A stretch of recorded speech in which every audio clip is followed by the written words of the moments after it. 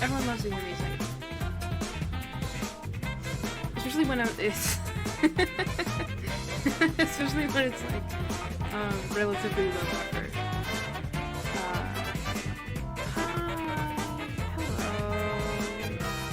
How are we feeling?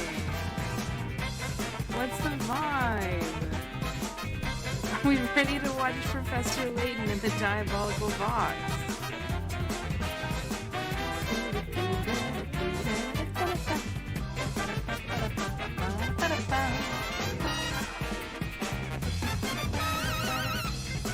I'm glad.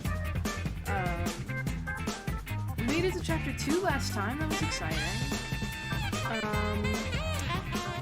The title of the stream is Professor Layton in the Curious Township, no relation, because we're currently in a curious township. Is it? I didn't say the word curious. I don't remember what I said. I said the stream had a week ago. But the township is unusual. But it's not a curious village. Unusual, thank you. Because of course it wouldn't be. We learned about things like, well, flora. That's the most important takeaway from the gaming experience. Is the flora my best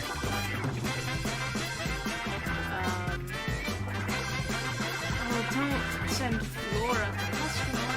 My daughter! My daughter, Flora Reinhold!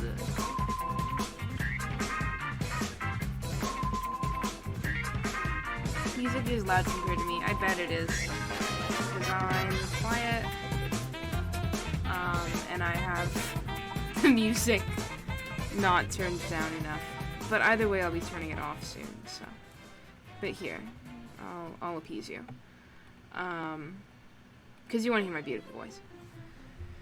My beautiful daughter Flora and my beautiful, legally not my son, Luke Triton, got to hang out and experience a nice festival, and that was fun. We got to solve a train mystery. Well, it wasn't a mystery. It wasn't officially categorized as a mystery. We got to solve a train puzzle. And where did the music...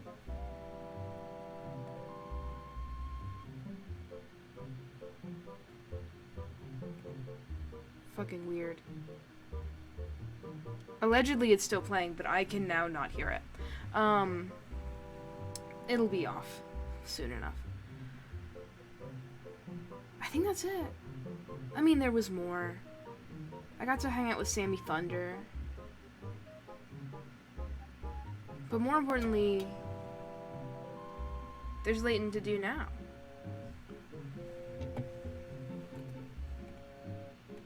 Me turning off Nintendo songs, no copyright music 1 hour.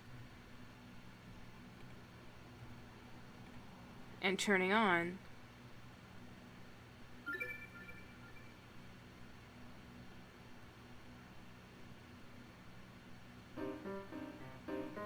yay, especially in the diabolical box. You know, I haven't thought too much yet about the title screen of this game. Because it seems to have a, like, you know, a nice daughter and a nice son, and I just don't want to think about that too much. So here we go.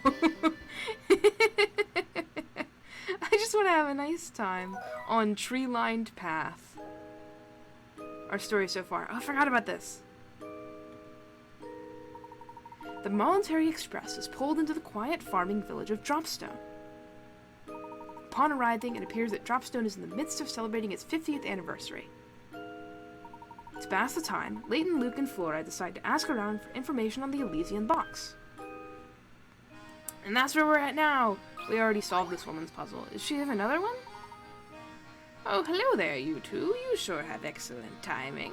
See, I'm trying to wrap yes, she does have another puzzle. I solved the puzzle from you. Literally, it was the last thing I did. Anyway, these flowers I grew to give to a friend. I've got a green thumb when it comes to plants, but I'm all thumbs when it comes to wrapping. Help an old gal out, would you? Okay, well, we're starting off with a bang. For puzzle number 32. Oh, God. Okay. Sorry, I had an instinctual response to seeing this ABCD line up because I fucked this up real bad last time. In order to wrap the flower, just like the leftmost wrapping, how should you begin your wrapping? Type A, B, C, or D to answer. So, okay. What we need to know... Oh, dear God, I'm gonna have to draw this. What we got a big sheet of paper like this, essentially. And it's wrapping around and around and around. And the green needs to be on the left edge. So that when it goes around and around and around, it's on top. And it's on the left over here. And then this is the corner that curls.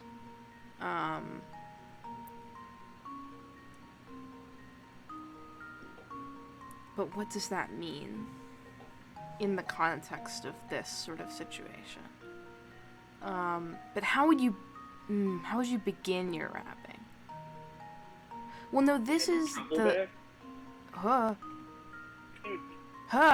You frightened me. That was the intent.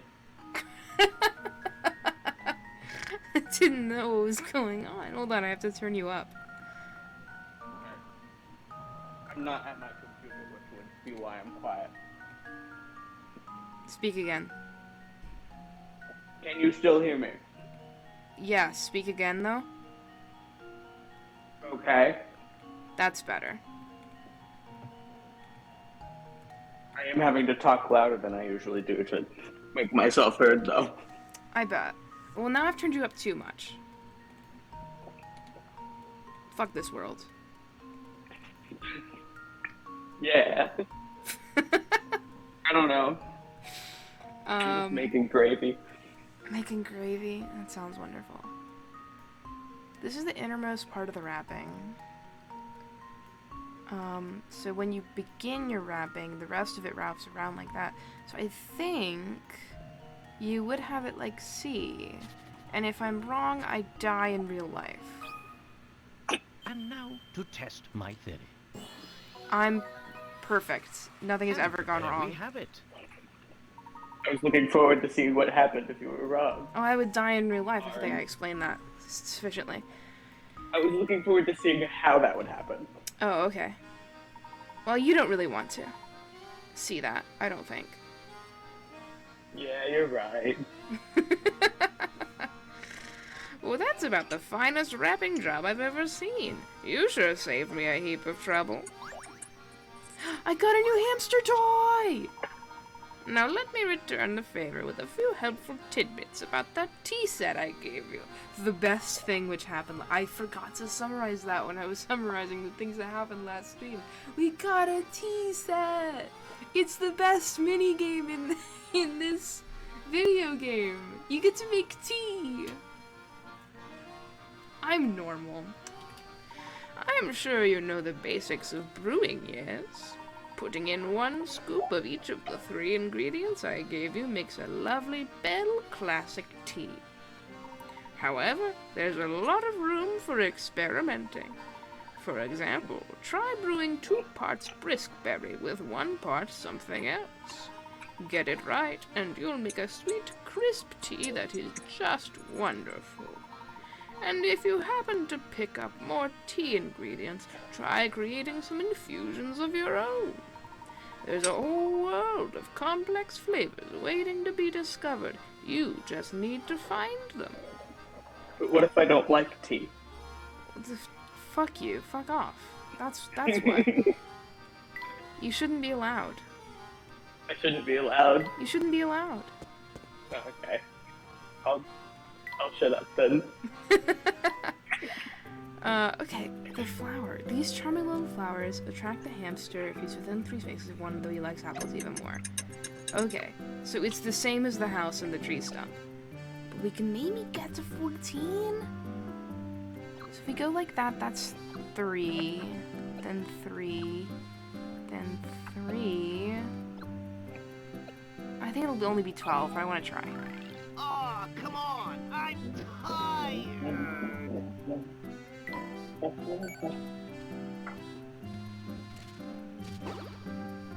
I love that he has voice lines. I think it's good for a hamster to be canonically voiced in the video game. It's always a wonderful time. It's good. I think maybe if I were cleverer, I could get this to 14, but for now, I think it's only 12. I can only make him walk 3 spaces at a time, and if I make him go to an apple, it just delays him by a little bit to going to the other location. Oh, you weren't here last time, that's right. It's good. It's pretty good. Also, look at the tea set. You get to make teas with little ingredients, and then the guys drink it, and it's so nice. And you can have a tea time with the. You can have a Bell Classic. You can have a Oasis. It's fine. I like it a little bit. I've already kind of looked at everything here, haven't I? We've seen that. Every good game has tea time. So true. Dropstone is rather young. All the little booths. If you're not having fun today, you'll regret it tomorrow. So true. Okay. And then we've been the other places, so let's go forward. Look at all these booths. Now this is what I call a festival. I haven't voiced Flora yet. I've forgotten what she sounds like. Oh, I just love all the hustle bustle. It's so wonderful. So we walk around and take in more of the sights then? Definitely. The Professor, Luke, and Flora decided to check out the plaza in front of the town hall. Why do you read the narration like that? Because it's bad. I don't want to dwell on it. Alright. Do you have any interest in voice acting today, Amanda, or are you just, I am making rice and gravy. Yeah, that's fair enough. Oh, boo-hoo, parting with one so dear to your heart is even more painful than the tightest wig. When she was a child, I used to read to her until she fell asleep. She looked just like an angel. Oh, nothing hurts so much as a separation's knife. Gee, I don't know about that.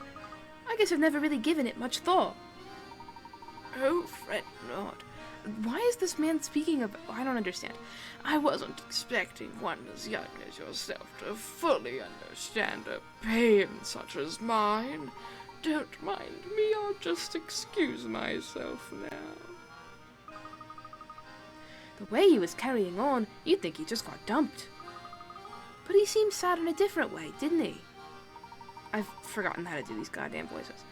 Best not to pry too deeply into the private affairs of other, Luke. It's not becoming of a gentleman. You're right, Professor. It seems like a lot isn't becoming of a gentleman. No, it's not. This circular flower bed is truly lovely. There's a puzzle over here.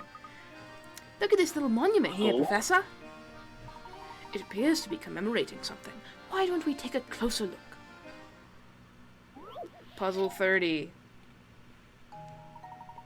On the day Dropstone was founded 50 years ago, the villagers toasted with red wine and danced late into the night. They also built this statue, engraving it with the word red and the date 8/12. Part of the statue is shaped like a wine glass and can be filled with water from the spout at the top. While the statue describes the villagers' activities on the day of the founding, it can also show where they all found themselves the day after the festivities. Can you figure out where the villagers were? Answer in 3 letters. I just burned myself. Oh no! Well, don't burn yourself. I touched hot rice. Ouch. You're hot rice. The pain. The betrayal. betrayal. Don't to that thing. So true. I'm thinking about A, B, C, D, E, F, G, H. Hab. That's not it. Well, it's something to do with like a cipher. 8/12 red. Villagers' activities red. And then you answer in 3 letters.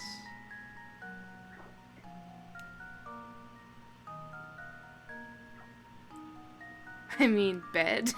I think it's maybe.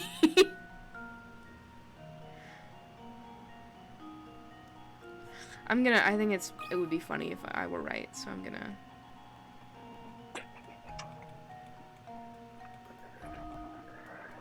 That's not an O, boss, that's a D. This should do the trick. I don't know what the logic behind this is, but I think. Wonderful. Oh, filling the wineglass part of the monument with water creates a reflection that transforms the engraving of 812 red to 813 bed. Everyone must have stayed up so late celebrating the new village of Dropstone that they couldn't get up on time the next morning. Okay. I'll accept that into my personal belief system. According to the writing here, this village was founded by its first settler 50 years ago. It's strange how 50 years is a long time for a person, but not much time at all for a village. A curious village. Quite so. But this fact just invites more questions. Why did this founder come here in the first place? It's hard to believe he or she simply set forth from their old residence to found a new village. You posh man. He or she. Just say they. It's so much easier. Oh, he, she. Yeah, fair enough. He's just a, you don't know. Just a posh man. He's a posh man. Hey, fellows, pleasure to meet you. My name's Albert, and I am just nuts about our beautiful village. I heard you've been running around Dropstone asking questions, but you haven't talked to me yet. So true. If you solve this puzzle, the king of Dropstone trivia, yours truly, will answer a question for you. Puzzle 53, boys club. Awesome. Below is a wheel. Below is a wheel of male and female portraits. Select a portrait and, counting that portrait as 1, move 6 portraits either clockwise or counterclockwise. Then cross out the last of these 6 portraits. Repeat this pattern, starting from the next available portrait and moving in the same direction. If you started just the right portrait, you can remove all the women in the wheel. I'm adding that one to the don't be sexist counter. Yeah, that should be added to the counter. Oh, Jesus Christ. For sure, Okay. For sure. Edit. Don't be sexist. Remove the women. 6. If you do it just right, you can remove all the women from the wheel, leaving only the 6 portraits of men behind. Circle this portrait. Remember, you can move clockwise or counterclockwise. Move 6 portraits either clockwise or counterclockwise. Then cross out the last one. So, and then you start from the next available portrait and move in the same direction. So, you can't start from, let's just not that guy, because either way you go, you're going to end up at a man. Not that guy either. Not that guy, which means also not that guy. But both Luke and whoever the hell this is potentially can... It doesn't matter if you go... I guess it does matter if you go clockwise or counterclockwise, because it depends on what the next portrait will be. So let's try it. You go Luke, and then you eliminate this woman. And then you could get this... Oh no, you can't do that, because then you start from a man who has to go to a man again. So it has to be this guy. Okay, Jesus Christ, I'll redraw my circle, calm down. I should have tested this before I wrote it down, but I feel confident, and I'm right. Was that Jesus Christ in response to loud noises on my end? No, that Jesus Christ was in response to the game telling me to redraw my circle. Okay. If you begin counting from the man shown above and proceed counterclockwise around the wheel, you'll eventually remove all of the female portraits. I don't like Kill it. the women. Expertly solved. Oh, it gave me chills. It really did. Okay, ask away. If you've got any questions about the village or its history, I'm your man. Would you happen to know anything about a supposedly cursed antique called the Elysian Box? It's hard to believe, but you've gone beyond my area of expertise. I've never heard of the thing. What I can tell you is that people in this town jump at the very mention of curses. From what I gather, it seems they have some connection to the village in the days of its founding. Unfortunately, that's all the info I can really give you on that subject. Sorry to let you down. Oh, Jesus Christ. My game's very laggy today, which means that, I don't know what it means. It means that cutscenes will go very well, I'm sure. Oh yeah, certainly. For some reason, all the old-timers here are really cagey about the origins of Dropstone. I've had a hunch that something strange must have happened here before the village was founded. Okay. Hint coin! These are all posters of cows. That's odd. Thank you, Luke.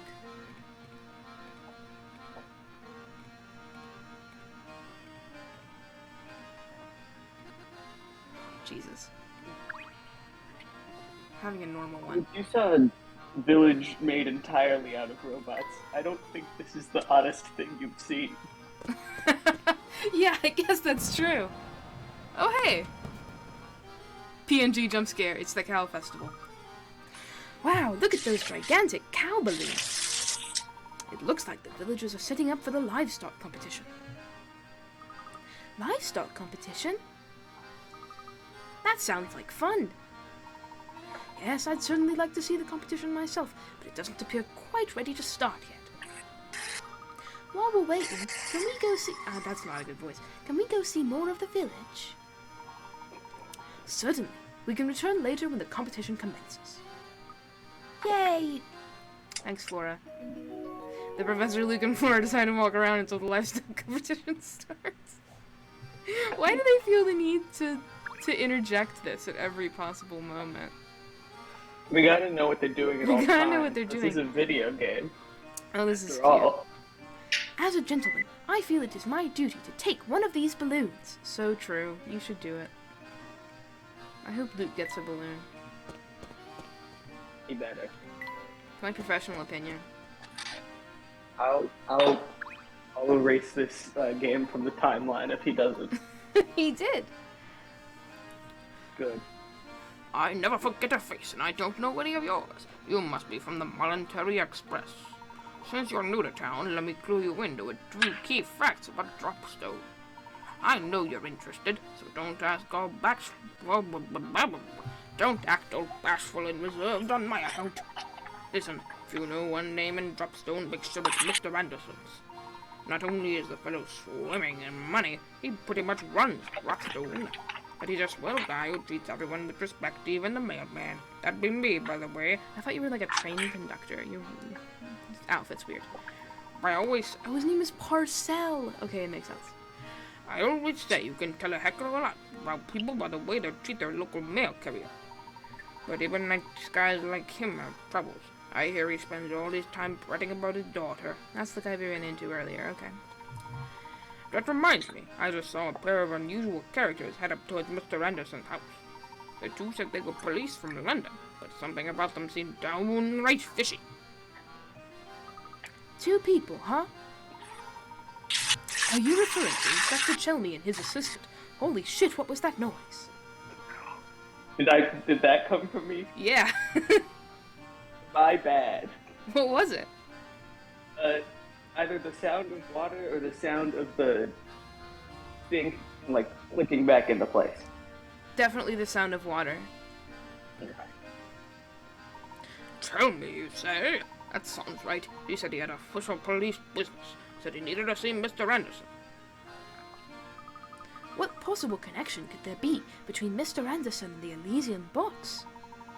Well, it seems that Mr. Anderson serves as the head of this community. It's only natural that he'd know about who and what passes through this area. He's a big fish, all right. You're right on the money about that. Heck, even the owner of the Voluntary Express stops in to pay him a visit while he's in town. Yes, I bet those two officers are being waited on like kings at Mr. Anderson's as we speak. But enough chit-chat. We've got a festival going on now, so go have some fun. Thanks, boss. Time to go inside a house. Oh, you have a face. Greetings. I don't think I've seen you around these parts before. May I ask your name? Of course. I'm Herschel Layton, Professor of Archaeology at Gressenheller University. Okay, I understand why Pink included this on the ARG now, because apparently in every game past Curious Village, he incessantly introduces himself by referring to the name of his university. Charmed, sir. Welcome to Dropstone, Professor Layton. My name is Dorothea, and I am a maid at the service of the Anderson family. Tell me, what brings you to our humble village? My companions and I are after an artifact known as the Elysian Box. Have you heard of it before? Can't say that I have. But the Master is quite knowledgeable about curiosities such as that. The Master, madam?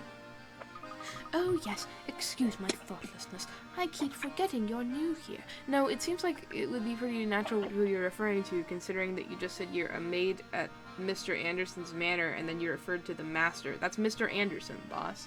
1 + 1 = 2. I'd venture there's not a single resident of our village who doesn't know Mr. Anderson. I see.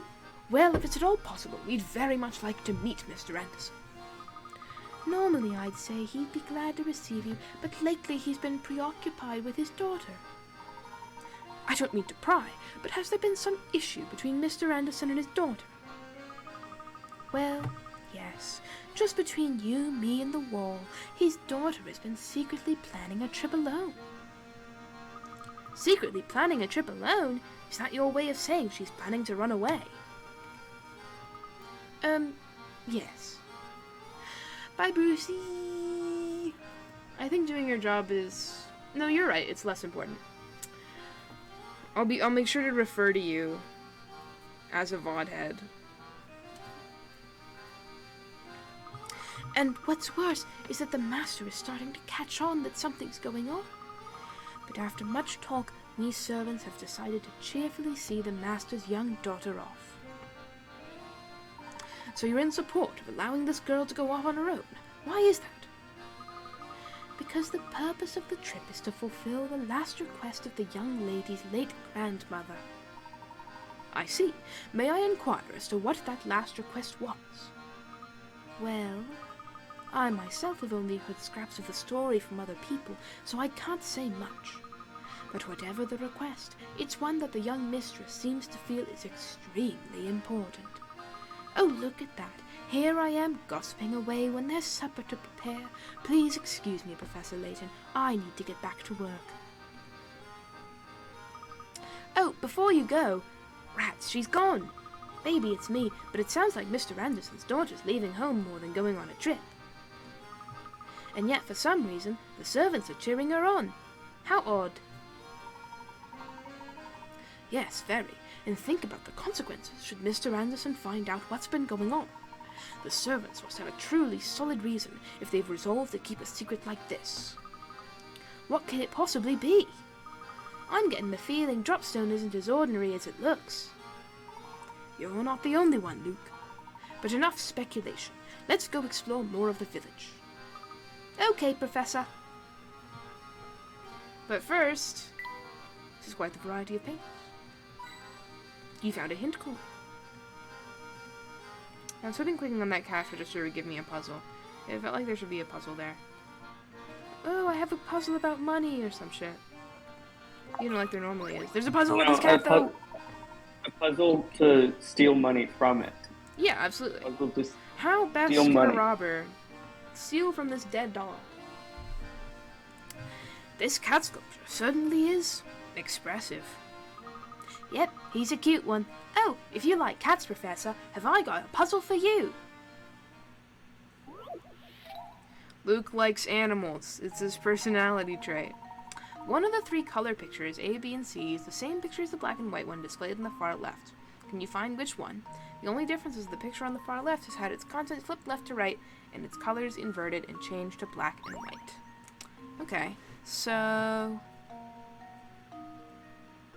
what are the differences between these images? That's the question. Thickness of the banner, for one, so it's not C, because that's too thin. And then between these two... I think it's easier to look at the differences between the color images than looking at the black and white one off the bat.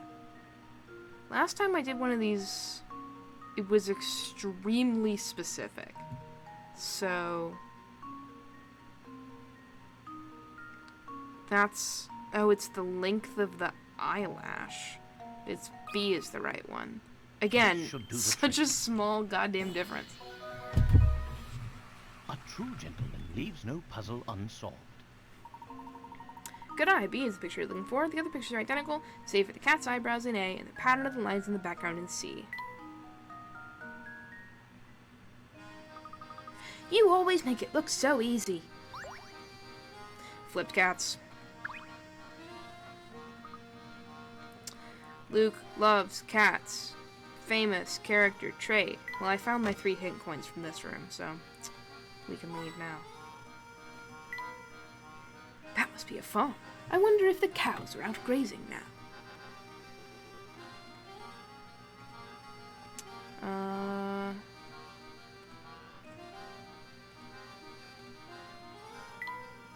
Wow, a mansion in the woods. What the hell was that? That was Sam Campbell, the Australian. Wow, a mansion in the woods. I sure wish I had one. I'm gonna get really insecure about my voices this time. That's my character trait for this episode. Path to farm. Farm entrance. You're doing great, bud. Thanks. Me? I'm a world traveler, but I'm stuck here until I can score a ticket on the Voluntary Express. I was hoping for a freebie, so I told Beluga one of my puzzles to break the ice. Unfortunately for me, he got all hot under the collar when he couldn't solve it. Here, maybe you'll have better luck with it. Thanks, boss. Baggage claim. Oh, fuck. Okay. Here we go again.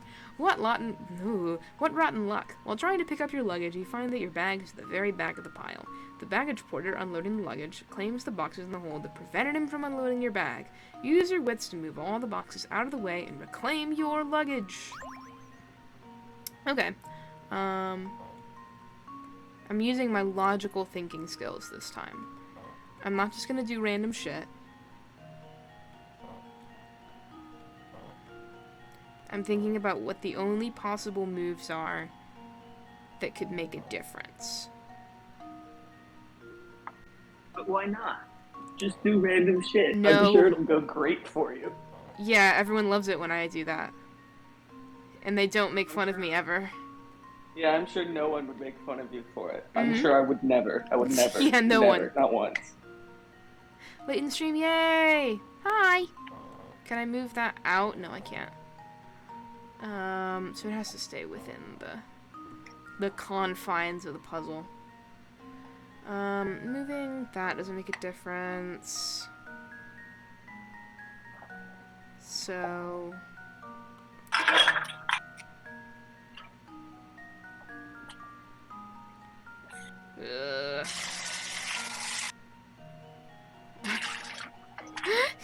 I'm really enjoying hearing your rice and gravy go. Oh, I thought I had muted again. Sorry. Nope. I can't, if I move that up, then I can't move that anymore because this will be stuck. So that doesn't make a difference.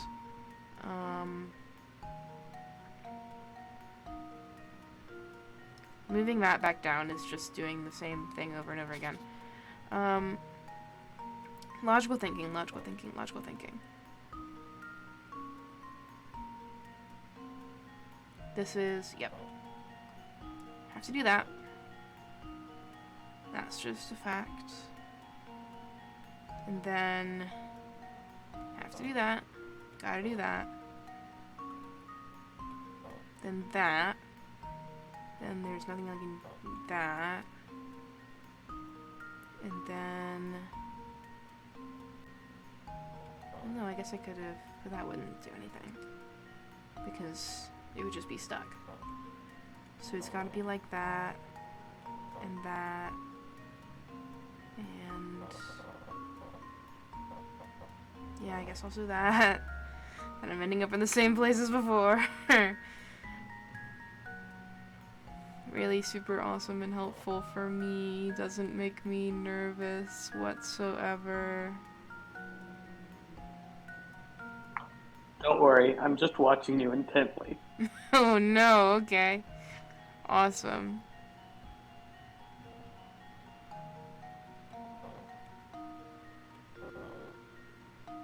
And then from here I can't do shit, is the problem. But if I do that, then I also can't do shit, is the problem. So, what's the truth? In the world of not being able to do shit, one man prevails. It's not me. My new friend who's joined me in the chat, you'll be delighted to hear that these are the kinds of puzzles I'm really, really super good at. And I never have a problem with them, ever. Everyone, please lying? believe me implicitly. Why are you lying to chat? No! I've never had a problem with the spatial. I'm really good at them, I promise. Whatever you have to tell yourself. Thank you for looking at it very confused. I don't know what's going on. See, if I move that, then I can't move that down, so it doesn't make a difference there. Is it possible that I could, like, oh, I can do that! Okay, well that makes a huge difference. Or does it?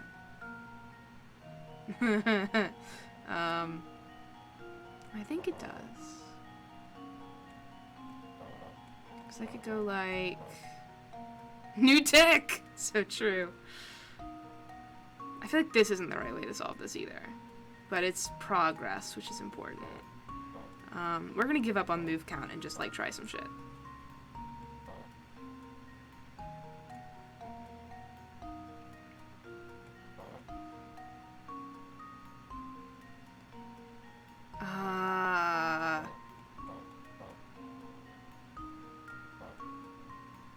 No. Okay. Well. Let's... Okay. It's not over.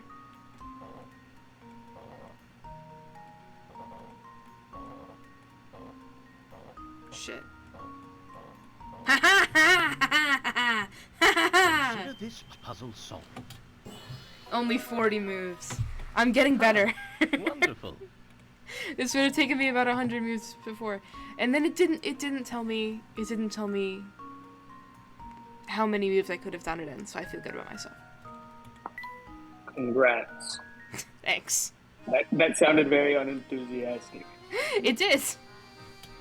I'm just very deadpan. I'm sorry. I'm sorry. You're a pretty clever bunch, aren't you? With folks like you around, we might actually solve the mystery of the Voluntary Express. People say that the train occasionally makes a stop at a phantom town found on no map. Could just be a wild rumor, though. Who knows? An unplotted town? Wow, I wonder if that's true. Thanks, boss. Got anything else for me? Just gonna... Yep, see, I'm a Rambo man. If only I for a Rambo luxury train. So true. Do you think there are chickens in that barn? Yes. The mansion seemed big from far away, but it's massive up close. No hint coins on the screen? I don't think so. Let's go this way. Wow, wait, look at the size of that mansion. I bet you could get lost in there. It is impressive, to say the least. I'm sure that massive manor belongs to Mr. Anderson. So that's where Inspector Chelney and his assistant went, right? I'd like to see this place myself. Can we go take a look? No, for now I think our best course of action is to gather what information we can in the village. Besides, I imagine the Andersons have their hands full with the two guests they currently have. Who's this guy? Ugh. Ugh. Phew. It's so odd seeing the normal Layton sprite on the extra live stream. It's good that it's, well, I like that it's a different Layton sprite in this game as opposed to the last game, so you'll just never know. That should do it. Good afternoon. What are you doing there, sir? Me? Oh, I'm just doing a little fishing in this here lake.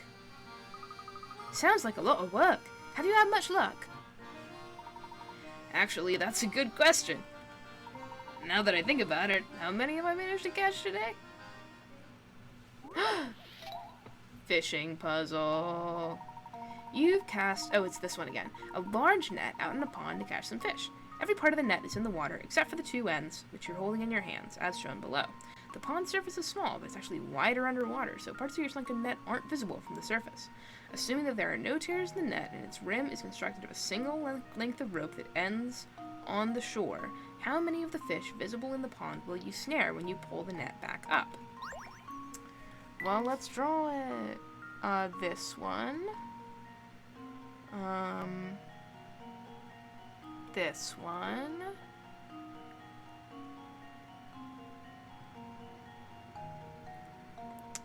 I mean, I guess we can't guarantee where these go. I'm gonna just guess them because I feel like it's the most reasonable course of action. Almost as good as a fishing minigame. Yeah. This big one. This one. This one. And then I think it's just 1, 2, 3, 4, 5, 6, 7. There's like maybe potential that it could be like, oh, it goes around like that. It's not true. So I'm gonna say 7. 7. Yeah, it'll do. I meant to draw a line through it, but it didn't work. 7 with a dot. Let's see if this works. Yeah, it's as simple as that. Layton's apprentice strikes again. Layton's apprentice strikes again. You need to imagine how the unseen parts of the net connect. Babe, wake up, new 7 dropped. Woohoo, what a haul. Tonight I feast like a king. I really like this guy's sprite. He's just a friendly man. I speak to you again, Gabe. The fish here are so tasty because the water is as pure as can be. Visualization, my worst enemy. Hello, Scroopaloo. If I keep catching fish at this rate, I'm set for breakfast, lunch, and dinner.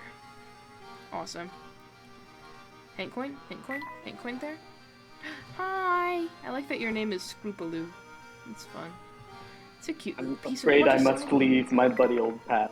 Okay. Well, I appreciated your cooking noises and your mockery while they lasted. Sorry about the cooking noises. I really thought I had muted. Cooking noises and mockery are what I can expect from you. There's I'm glad that's the brand. Yeah, that's the brands. I tried to parse that number that you wrote, like extremely. I tried to parse it. Anyway, it's 3.8 billion. I assume that this is my friend Wyatt. My friend Wyatt, who I know. And not one of the other Wyatts that are also my friends that I know.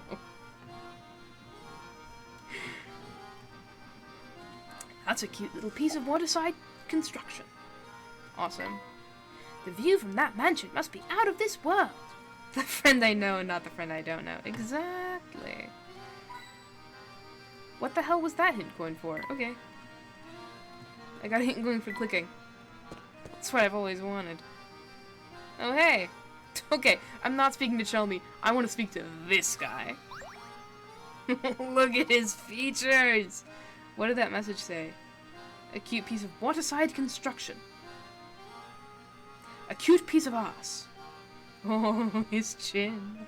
His name is Remy.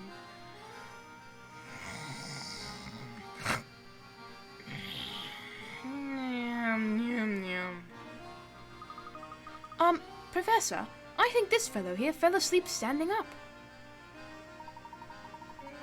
Judging by his uniform, he must be a security guard. How could you figure that out? I wonder how his employer feels about his nap. Parameter secure. Please confirm my identity by solving this puzzle.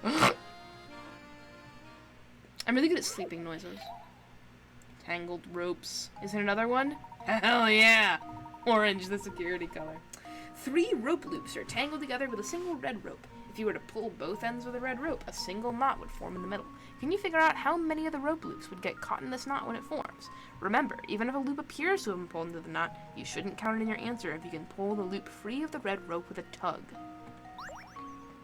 Imagine how much the world would suck if we had to do puzzles to verify. The world would not suck. I mean, this is what captchas are, for one. For two, it would be a beautiful world because I need so much enrichment. Okay. So the key here is seeing whether or not it's wrapped around a single part of the red rope. So like this turquoise loop is wrapped around this part of the red rope completely. Imagine. You work at a hospital. You're coming into a 4 a.m. shift. You're tired as shit. They changed the goddamn puzzle. Well, if it's not a different puzzle every time, that's just a password. Also, I could get into any institution with how good I am at puzzles. True. Okay, so this is wrapped around this part. No, it's not. Because it would be, but it's also wrapped around that part, so you could just remove it. But it is wrapped around this part, which is not part of the knot. So what you would do, I'm imagining this beautifully in 3 dimensions. This one, the blue is not caught, because when you tie that knot, it's not in the knot portion. It's, like, outside of it. It's just over this. And then it's under this, but then you just, like, take it off. I mean, what? I'm not imagining anything. The FBI agent in my computer. This one's caught, this one's not. This one's caught, this one's not. Welcome to my awesome time that I'm having. This one's confusing. Ooh. Well, here's the other thing. No. I was gonna say, does this one capture other knots in it? Or other loops? But that's not, it doesn't capture the blue loop, because the blue loop is completely under and over it. So you could just, like, swoop.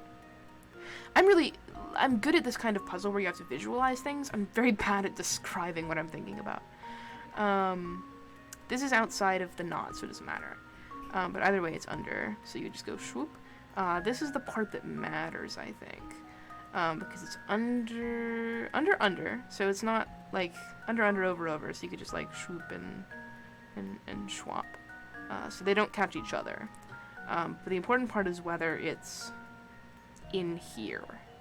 Which I don't think it is. It's under there, so you could go whop. And then it'd be out, because it's not in the knot. Okay, so just one. One. Consider this puzzle solved. What? Oh, my. This one is quite formidable. Okay. There's only, 4 possible answers. Losing animation, I know.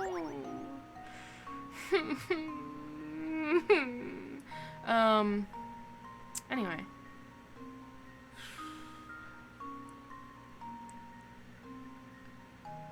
The thing is, I'm worried about this. I think it might be 2 on account of when you tie this taut, the blue doesn't matter. The blue's out. The tiger is out. But when you tie this taut, the teal is stuck. Turquoise, rather. Turquoise, teal, whatever. Pokemon Scarlet and Violet DLC, the teal mask is stuck. And then this side of the yellow doesn't matter because it's not caught within. This particular juncture does matter. Because it's under the teal loop here. If the teal loop was free, you could just get out of it. And it's not, like, it's over the red rope twice. So ordinarily, it would just be able to get out of that. But I think it might be two, because it's over the red rope and under the teal rope, where it gets caught in this part of the knot because it's like, yeah, it's under and over at the same time right here. I can't describe my thought process. New 2 just dropped and it looks like a question mark. And now to test my theory. Fuck! Well, I suppose that's one possibility. How'd you get 2 eliminated. out of that? I mean, it was right. I tried to draw 2, but I mostly went outside of the lines. Well, I've exhausted half of the possible answers. Oh, fuck. I now have only half the pickerots. If you can pull it free of the red rope with a tug. Okay. Let me reassess.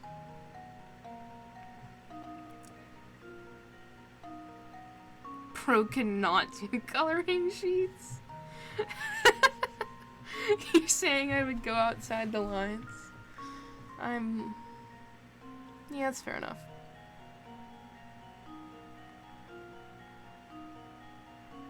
The blue isn't in there. Right? I'm second guessing myself now. The knot forms. This is outside of it. This doesn't matter. This doesn't matter. The red does not surely... It's cutting rope loops, not the red rope. So I guess it has to be 0. But how would this be pulled free? How would the teal rope not get caught?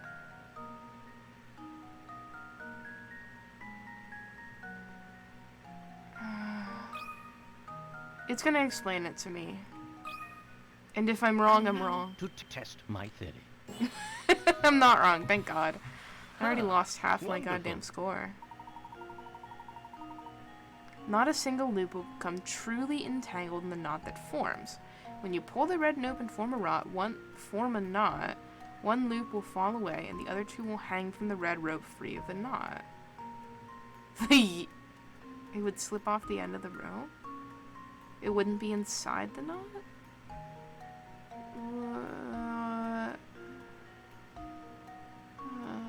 You're right! Okay, I understand now. Correct answer confirmed. Well done, sir. He must be some kind of mad puzzle genius to be able to talk about them in his sleep. I imagine you do too, Layton. Tangled ropes. Okay, fine. I mean, I want to hear more of this guy's fucking 5 more minutes, please. Okay.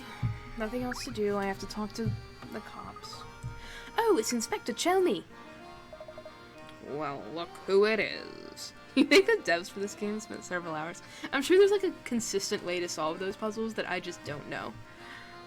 Well, look who it is. Hello, Inspector. Are you returning from the Anderson estate? I don't know where you get your information, Layton, but you're as sly as a fox. As a matter of fact, I was just there, but the servant said Mr. Anderson himself wasn't home. They said the bloke is... I can't do it. I'm not doing a British accent for him, but he's gonna say fucking Britishisms. He's gonna... Spock presiding over some livestock competition.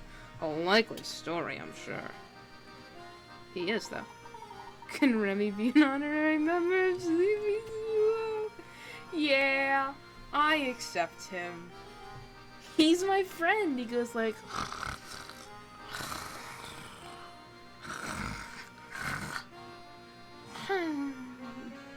Maybe this takes place in an alternate universe where bloke is a popular word commonly used in America. I was gonna say, because I have like you know, America looks like England. I was gonna say I have, like, not Professor Layton. Shit, everything's Professor Layton to me. I have Phoenix Wright brain, and so I was thinking, like, well, did they ever confirm that this game is set in Great Britain? And then I was like, yeah, idiot. They talk about London fucking constantly, as opposed to Japanifornia, which has no landmarks other than Karine Village. I'm curious. This guy's curious. Professor Layton and the Curious. What connection do you see between Mr. Anderson and the case you're investigating? I'm sure that there's, like, we can make a bad AU out of this. Well, it's like Paris, Arkansas. There is a London in America. And I believe this. And these two are just British role players. I mean, people who are role-playing as British. And Paris, Texas, yes. There's a Paris everywhere. There's a Paris, Kansas. Pretty sure.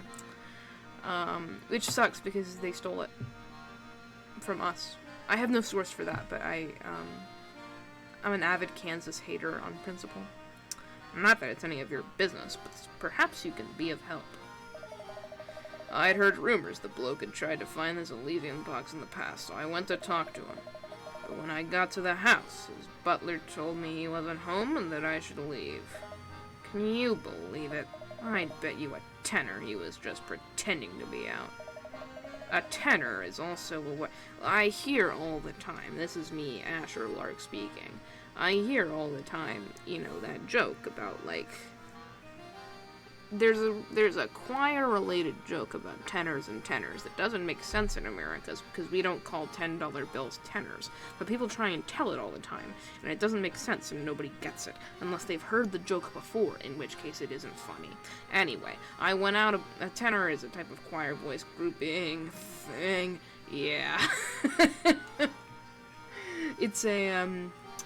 It is the higher of the two low voice ranges, which are usually associated with men, but that's there's a whole gendered thing in choral spaces. A tenor is a type of bass. That's really funny. A tenor is also a type of sax. You can have a tenor bass, but that feels wrong.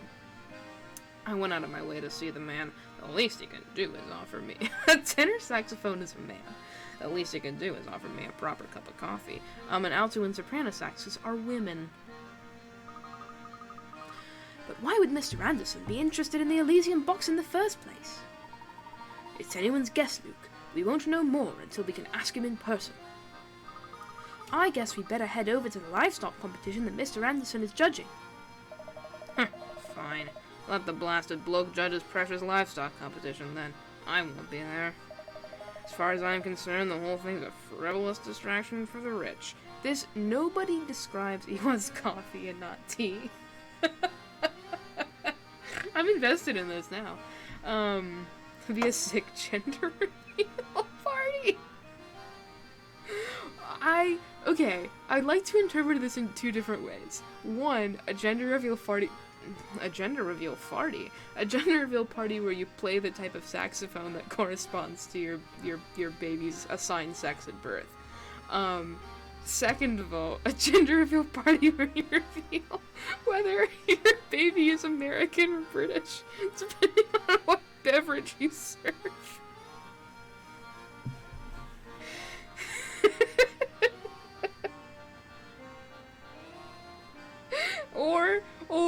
Or, tell me more, third option.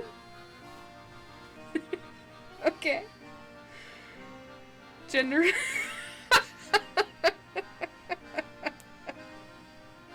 Gender reveal for the saxophone.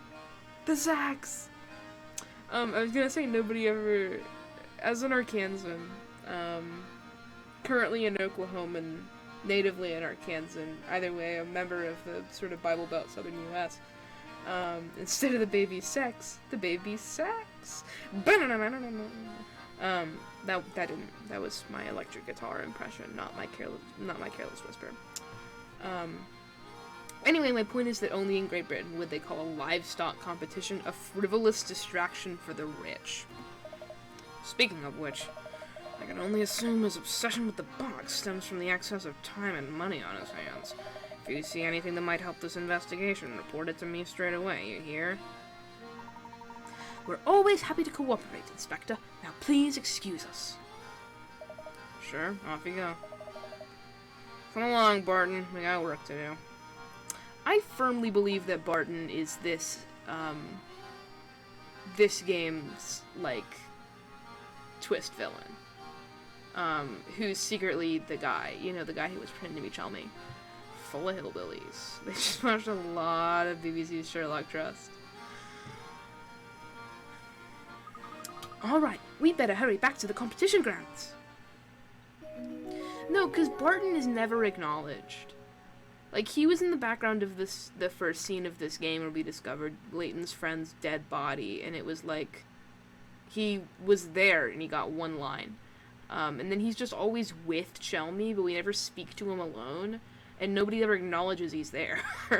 So, I firmly believe, like, why would this character be here if not to be like, it was me, Barton, all along, you know? The professor looking forward to the return of the sailors. The plot thickens? Yeah. I'm really smart. And good at, puzzles, among other things. Look at this guy. Oh, I don't like his look. I don't like his energy. Well, no, actually, he just had to give it to him, so. Boy, oh boy, I'm in a tight spot. I wanted to make a clean cut in this board, but I botched it kinda bad.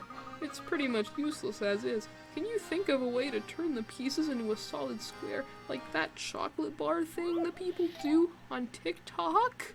Oh, board splitter 1! Okay. Here we have an oddly shaped board. Since this board is rather unwieldy as it is, you've decided to cut it into 2 pieces and rejoin those pieces to form a square. Assuming you aren't allowed to flip either of the pieces over once the board is cut, where should you make the cut in order to achieve the above? Okay. Not the chocolate bar thing.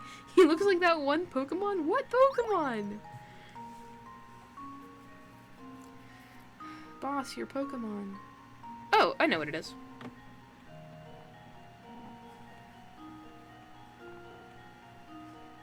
If you cut it like that, because then you can move it right over there.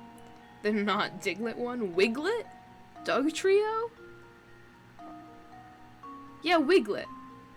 Wiglet is, I love Wiglet. Because Wiglet, hold on, sorry, I have to be like a nerd for a minute and not pay attention to the video game. Hi, welcome to my special corner. Wiglet is modeled after a garden eel. They stick out of the ground and they're like, woo, woo, woo, woo. And when I was in like 2nd or 3rd grade, we had to do a presentation on our favorite animal. And I had played Endless Ocean for the Wii. A lot of Endless Ocean for the Wii. And no, I didn't do Diglett. It's unfortunate. I should have done a Pokemon, but I played a lot of Endless Ocean for the Wii, and so I was really into sea life at the time, and I stand by this, that my favorite animal is the spotted garden eel. And so the fact that they made, even though Wiglet is like just a pale creature sticking out of the ground, it doesn't have any kind of pattern, I still maintain that Wiglet as a garden eel Pokemon is the greatest thing ever. It delights me. It makes me so happy. I know, it's not just a weird worm. It is in fact a garden eel. They live in like shallow sandy locations, and they stick out of the ground. And during the pandemic, they need enrichment. During the pandemic, an aquarium in Japan that was displaying spotted garden eels had visitors like people who would have otherwise visited, or just like people on the internet, Zoom call in to the eels to make sure they wouldn't get lonely. And I think they're just the greatest animals. Anyway, because I did this like favorite animal presentation on a spotted garden eel, I had to do a big Wikipedia dive because there's no goddamn information out there that is available for, you know, like 7-year-olds about the spotted garden eel. Anyway, I really like this animal and I just thought I'd tell you about it. Woohoo! I've forgotten this guy's voice at this point. Woohoo, that did the trick. Thanks. Now I can finally get back to building that shed. I got a screw part. I almost forgot about the camera. It's a really good animal, and I don't feel anything about it. Trust. Oh, it goes here, obviously, doesn't it? Maybe it could go somewhere else. But I'm pretty sure it goes here. We'll see. Maybe I'll have to move it later. Do you have anything else to say, Balsa? Yes, you do! Oh, hi there. I've got another board problem on my hands. Here's the shape I'm going for this time. It's time for Board Splitter 2. Well, here we have yet another inconveniently shaped board. This one's even more unwieldy than the last, so you need to cut it into 2 pieces that you can reassemble to form a rectangle. Assuming you aren't allowed to flip either of the pieces once the board is cut, where should you cut it in order to achieve the above?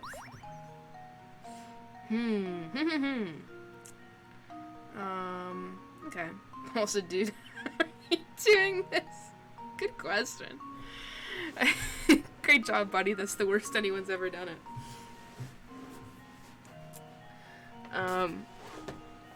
If you need a different career, my guy.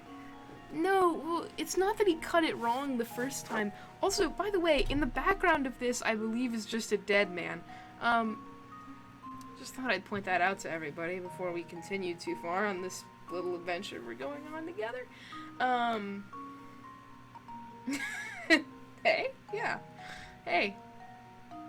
Hey yourself.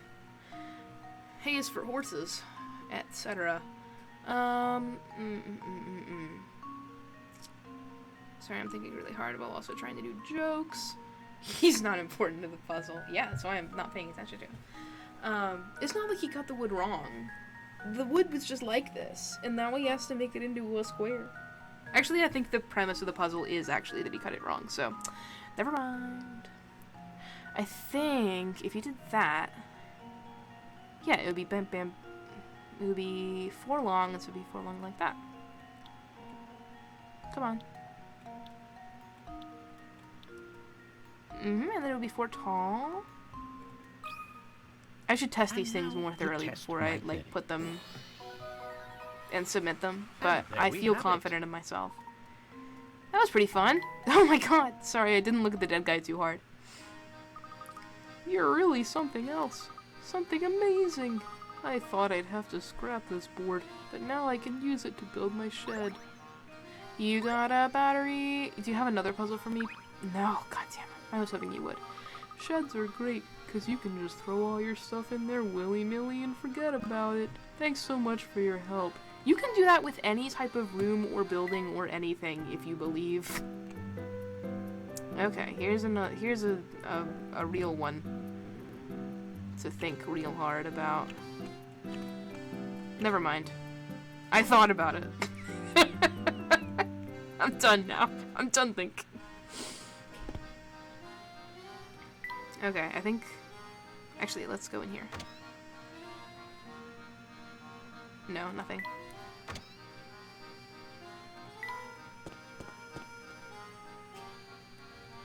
How's my man? Okay. Thanks for letting me know, boss. My goodness, look at this place. Phew, we made it back in time to catch the competition. Somehow these villagers look like frogs. That's a compliment, and I like it. If we've been informed correctly, Mr. Anderson is judging the entries. So he should be somewhere around here, right? Indeed. I wonder which of the gentlemen walking around here is our man. We literally already met him. Uh-oh, it looks like the 2 men over there are getting pretty hot under the collar about something. I wonder what the matter is. Ah, look at these guys. Just look at that mangy coat. Anyone with 2 eyes can see that's no bovine of mine.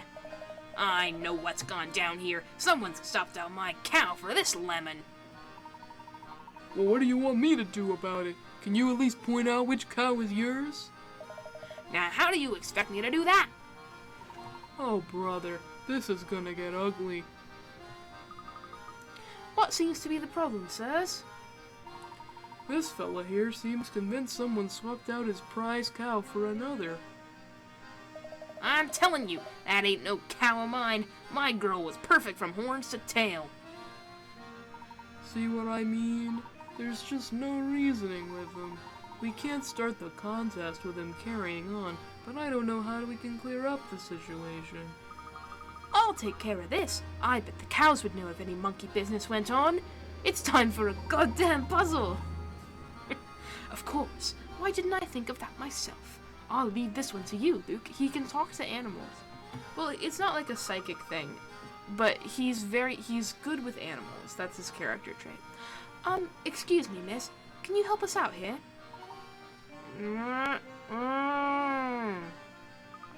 I see.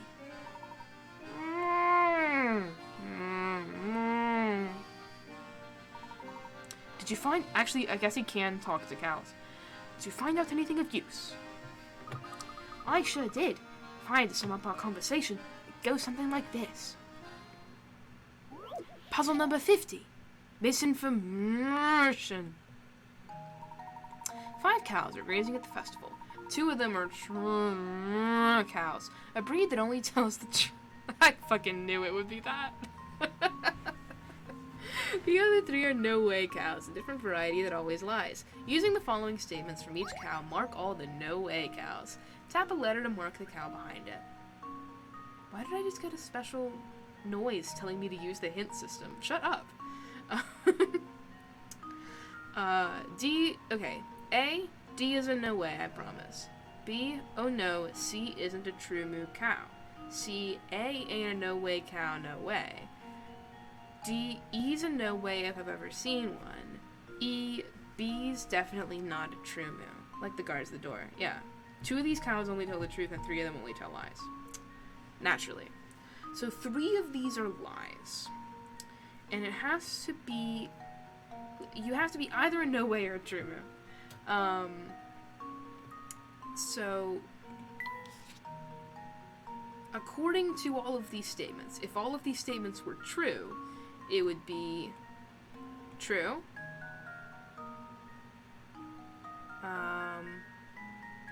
No way. No way. No way. No way. That doesn't help us. I just wanted to establish it. Okay. So, if we say that... Let's just go through these and see what happens if each of them is lying. So if A is lying, then D is telling the truth. If D is telling the truth, E is lying. If E is lying, then B is telling the truth. If B is telling the truth, then C is lying. And if C is lying, then A is lying. Why did I write E? Hold on. N. I was just thinking about E. Okay, so A being in no way is consistent. On the other hand, if A is telling the truth, then it is no way, true, true, false, or E. No way, true moo, which is not consistent. So A is in fact a no way, because otherwise it doesn't make sense. Which means that it's like this, I think. I think you can literally just test it with one of them, and then if the scenario works out, because one of them determines all of them, because it's cyclical. So true, false, true, false. So A, C, and E. Three genders, yeah. Let's see if this works. Okay. That was shrimpler than I thought it Layton's would be. apprentice strikes again. Layton's apprentice strikes again. Layton's apprentice strikes again. Layton's apprentice strikes again. It looks like these two ladies swapped places while waiting for the competition to start. Things should be... I love this guy's resting face. Look at him. He's like a sunfish. Things should be all sorted out now, though. Oh, you betcha. Look at that build. That illustrious coat. That soulful gaze. That's my cow, no doubt. So everything's okay by you? Better than okay, kid. With my darling back, I'm a shoo-in for that blue ribbon. Thanks! Wow, Luke, you sure have a way with animals. Oh, it's nothing really. Look over here, you two. They're about to announce the winner. Is it a cutscene? No, it's not, thank God. I don't think my computer can handle it today. And the winner of this year's Dropstone Dairy Crown is... PNG! Oscar's show-stopping milk maven, Mootilda! Hold on now, you mean to tell me my sweet Mary Moo didn't take first place? Too bad you swapped your cow back, Clabber. If you'd kept quiet, you'd be the winner, eh? I was robbed! The competition must have been rigged. Rigged, I tell you. Mootilda, Mary Moo, of course. To think he went through all that trouble to get his cow back, then ended up losing because of it. Yes, I suppose it goes to show that things in life don't always go as planned. Right you are, Professor. Say, shouldn't Mr. Anderson be around here now? It's going to take some effort to find him in a crowd this dense. Let's look around a bit. Misinformation. Who's this guy? You ever heard the old saying, the clothes make the man? Well, from the look of your duds, I'd say you've got your act together. So try on this puzzle for size. Okay. Men A, B, and C all started off with pants and shirts of a single color. A wore red, B wore blue, and C wore white. Then they were blindfolded and swapped items of clothing. After they took off their blindfolds, here's what they said. A, no one's shirts and pants match. B, it looks like C is the only one of us who didn't keep any of his original clothes. C, I don't know if I like these red pants. Change their clothing by tapping on them and assemble their current outfits using the clues given. Okay, that's pretty easy. So it has to be like that. And then they had to keep at least some of their original clothes, which means that you can't be wearing your blue shirt, you can't be wearing red pants, but you are wearing your red shirt and your blue pants, and that's it. Easy This peasy. should do the trick. That's fine, it's a A little true dress-up doll. gentleman leaves no puzzle unsolved. For some weird men. Nicely done. Thank you. I did that in like 2 seconds and you had to do a whole 2 paragraphs for it. There is nothing tackier than when your shirt and pants don't match. That's fashion rule number 1. Rule number 2. Back, how'd you do that so fast? My skill. No one can pull off sequins. But with that sweet suit of yours, you're golden. No swanky nightclub. Nightclub? What? The swanky nightclub. This is rated E for everyone. Will turn you away, I guarantee it. Actually, I think this is rated E10+. I can't remember. I looked up all the ESRB ratings of all the Layton games during Extra Life. Yeah, I'm pretty much the thickest dresser in all the Dropstone. See this hat? No one else can pull off a look this edgy. Thanks, boss. What else we got? Yeah, take your balloons. Those cow balloons certainly are something else. Layton should be at the club. I guess we never did manage to meet Mr. Anderson, did we? Yes, what a pity. I had a feeling he'd provide us with a lead on the Elysian books. Hey there, fellows! We've never met before, have we? I heard you chatting about Mr. Anderson and thought to myself, hey, I can help. Here, I'll point him out. Who's Mr. Anderson? I know who Mr. Anderson is. He wears a wig. Oh, whatever. I just saw Mr. Anderson around here a minute ago. He shouldn't be too hard to spot. With a beard and hat, he's a real gentleman with soul spiffy. What? His cane and that dapper little bow tie. Oh, and it doesn't wear glasses, in case you're wondering. Look, there he is now. Okay. So let's just, like, cross him out based on how we're feeling. Has to have a cane and a bow tie. Doesn't wear glasses. It's a game. It's a game of guess who. Has to have a beard.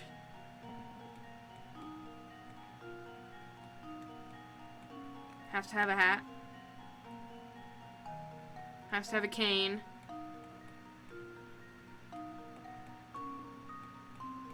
And that dapper bow tie.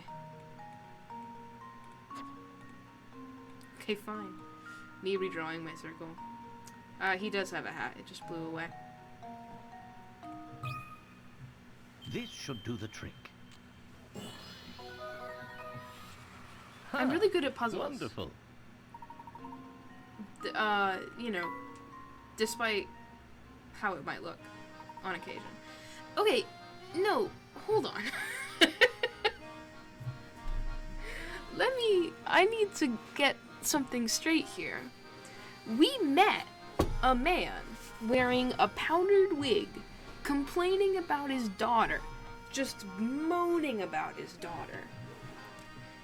And then we heard the description of Mr. Anderson and how he was distressed about his daughter, and I was like, yeah, we've met that guy.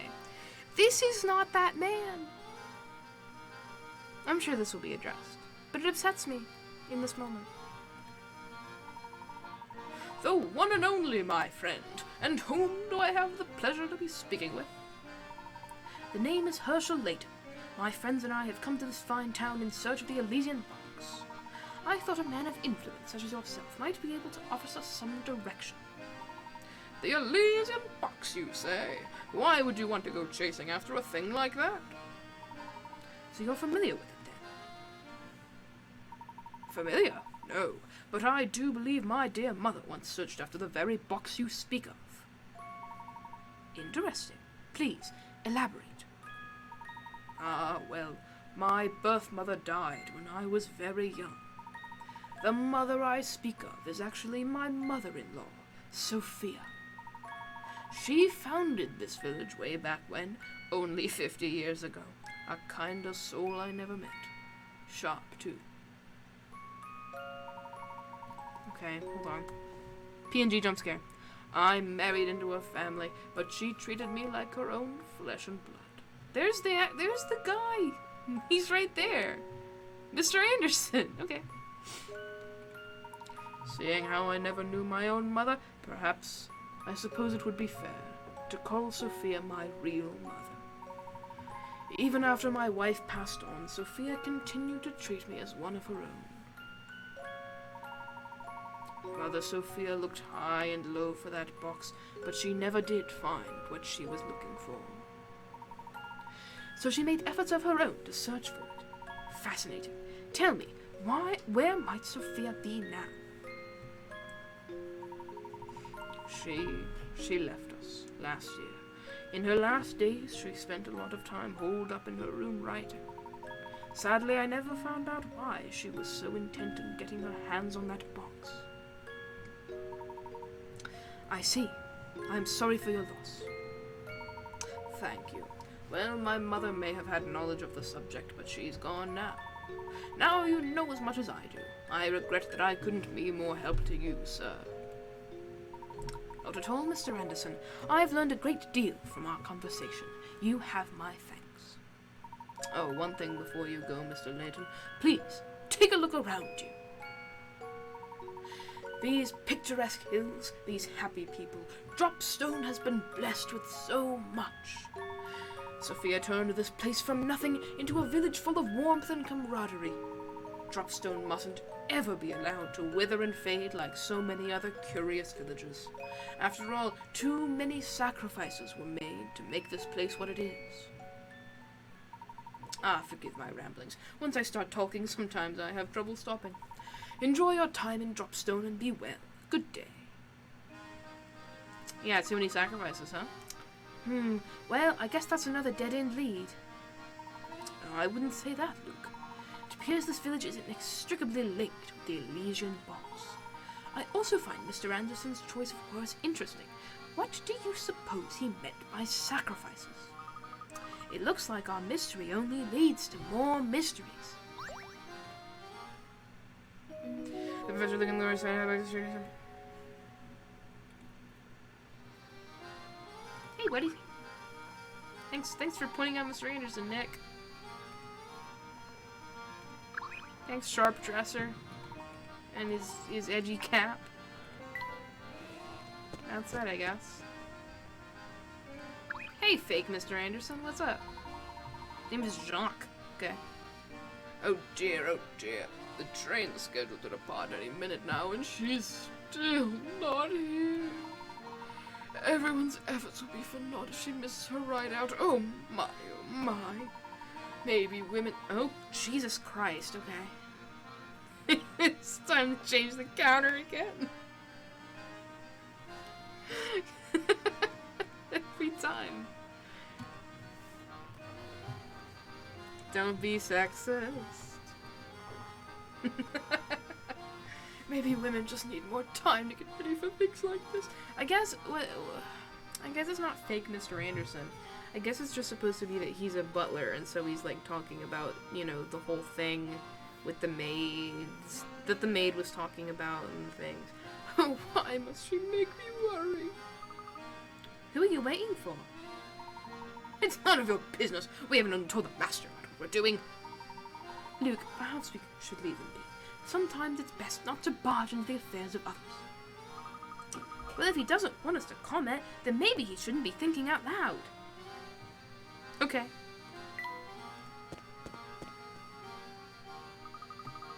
The place is positively crawling with people, isn't it?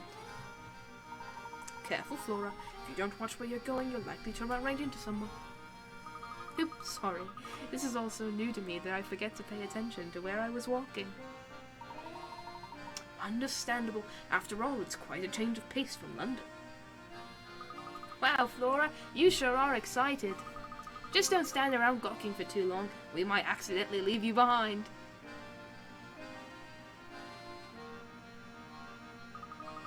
Wow, what's that? Oh, and look, there's another one over there. Huh? Professor? Luke? Where'd you two go? Oh, God! No, no, no, no, no, no, no! No! No! Oh, no! Professor! Flora's gone! Oh, dear. We must have gotten separated in the crowd back there. Let's retrace our steps. It's going to be awfully hard to find her with all these people about. Now, where could that girl have gone off to? Oh, thank God. They can't put me in emotional distress like that. Okay. Kidnapped in a crowded street. Stranger things have been known to happen to this girl. Phew. Flora, where'd you run off to? Sorry, there were so many people that I must have lost you. I turned to look at something, and before I knew it, you two were gone. Well, I'm relieved you found your way back to us. With so many people around, who knows when I'm worried that this is not actually Flora. Who knows, we might have found you again. I'll be more careful from now on, I promise. Hey, you know, I caught wind of... Oh, Jesus Christ. Sorry, that's my daughter. You can't do that to me. Or I can't. It's not... I'm not okay with it. Hey, you know, I caught wind of something very interesting when I was wandering around back there. Oh? What did you hear? That a man named Roby was asking around after the Elysian box. If we can track him down, maybe he can tell us something we don't know. I heard from one person that he's been wandering around near the station. That is interesting news. Let's head to the station and see if we can find Roby. Way to go, Flora. That's some top-notch intelligence you gathered up there. Oh, it was nothing. I can't even read that one. I'm upset. Okay. Alright. Okay. Alright. Okay. Oh, hi there. Do you need something or something? We're currently in search of an item known as the Elysian Box. Does that name ring any bells? The Elysian Box? Nope, never heard of it. But I do know a great puzzle about a box. Check it out. You can't distract me from my daughter with boxes. You can, actually. You have a box. Using the white cubes as standard cubes. The box is 2 cubes wide by 3 cubes long by 2 cubes tall. 2 white cubes are permanently attached to the floor of the box. Now, of the 4 shapes A through D shown below, 3 of them can be placed together in the box to fill it to the top with no gaps. Find the shape that doesn't fit into the box using the conditions described above and circle the corresponding letter. Easy. You can put C in the bottom and then you can put A and B in the top, which means that D is the one that doesn't fit. This should do the trick. And there we have it. I thought that said sharp. I thought it said stop thinking. Stop thinking! D is the only shape. Holy moly! You must be some kind of puzzle genius. Yeah. Yeah. Definitely, yeah. Oh, right. What did you want to know again? I was wondering if you might know anything about the Elysian Box. Let's see. Nope. Got no clue at all. If I were you, I'd try asking someone else. Oh, I see. Got anything else to say? Got any more puzzles for me? Okay. She doesn't want to hear from my silly box.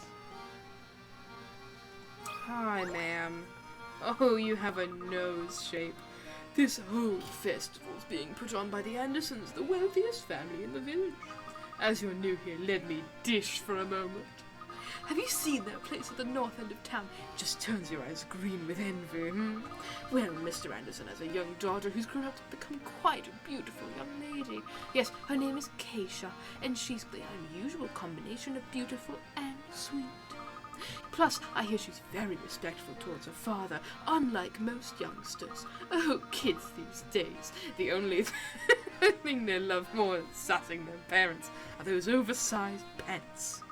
Oh, sorry, I do believe I've gone on a rant. Do you need something from me? Actually, yes. Tell me, madam, have you ever known of a rare and sideways cats, rare antique known as the Elysian Box? It's a new name to me. I can't help you at all, so will you leave me alone now? Oh, but, you did just remind me of a gem of a puzzle I know that concerns a box. The tiled box. Oh boy, I do like these. The 2 boxes shown below are actually the same box shown from 2 different angles. Using the visible faces, reassemble the pattern of the box by placing the tiles into the unfolded view of the box. Don't forget, each tile needs to go in the correct square facing the correct direction. Okay. So, if it's like that, then I would normally unfold it so that the heart is upright like that and the triangle is like that, but that's not how it's unfolded here. So the triangle is at the bottom of the square, though. I can't change the way or the bottom of the spade. I can't change the way the spade is facing. So the triangle just must not be connected to it that way. So let's think about it in a different way. Let's think about it in a different way. If you turn it so that this is on top facing in a thiswardly direction, so the heart is on that side of it, the spade is on that side of it. Then you unfold it so that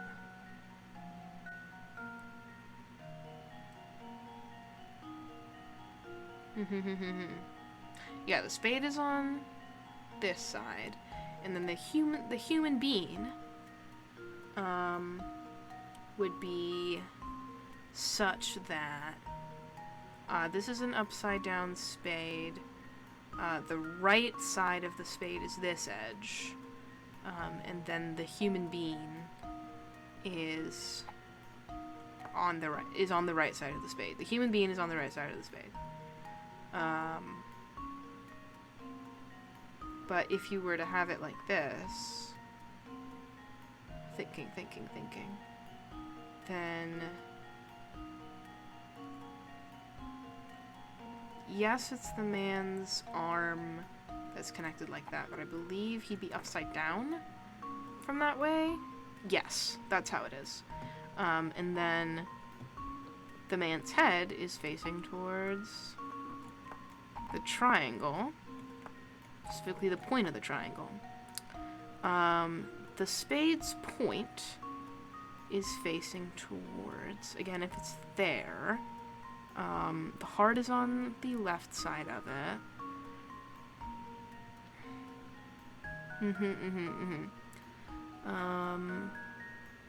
Okay. It must be the circle, because we don't know anything about the circle. If you have it laid out, like, you have this corner of the box assembled, basically, where you have these three. Then we know about the fella, the club, that's what it is, or the shamrock or whatever, the clover, is on the opposite side of the box to my man, and then the heart is next to in this Ridley configuration, where yep. Yeah, the circle must be on the opposite side of the cube as the man, because it's like spade. Well, no, that's not how it is. The circle's on the opposite side of the cube as the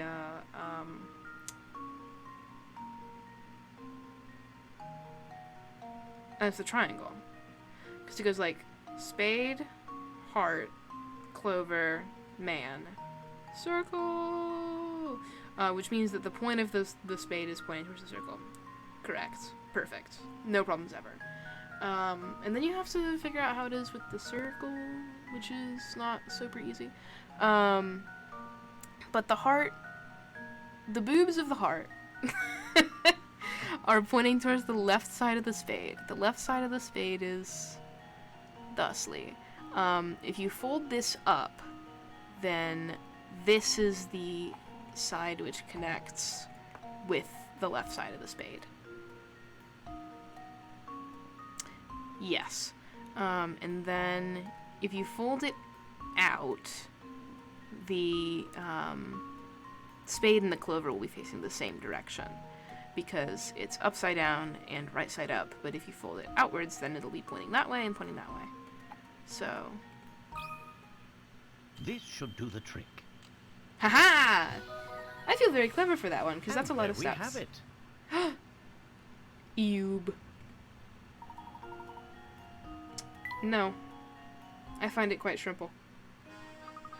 Well, hang me on the laundry line and call me a bath mat. I never thought you'd solve that one. You seem like a nice man, so I'll be straight with you. I wouldn't talk about that box in these parts. But why? Well, it's complicated. I've given you my advice, so smarten up and follow it. Okay. You got another puzzle for me? Hell yeah, you do. What, you're still here? Hound me all you like, but all you'll get for your trouble is a puzzle. A royal show-off. In a far-off country, there's a king whose favorite pastime is showing off the latest possessions he's collected. The subjects of his kingdom are forbidden to purchase items the king has acquired for a month or so. Only once he's tired of his new purchase can the common folk finally buy that item for themselves. However, the other day, the king bought a new item that had him all but commanding his subjects to buy one of the same item as soon as possible. Circle that item. Well, it's gotta be the telephone. Because you gotta speak to people on the telephone. If nobody else has a telephone, there's no point to a telephone. And there we have it. Speed run. That's correct. Don't think your heart stopped just because you solved one lousy puzzle. Still, watching you twist your brain for the answer was fun in its own way. Nice work there. You're done now. I thought so. I gave you a puzzle. Correct. Go here. Okay.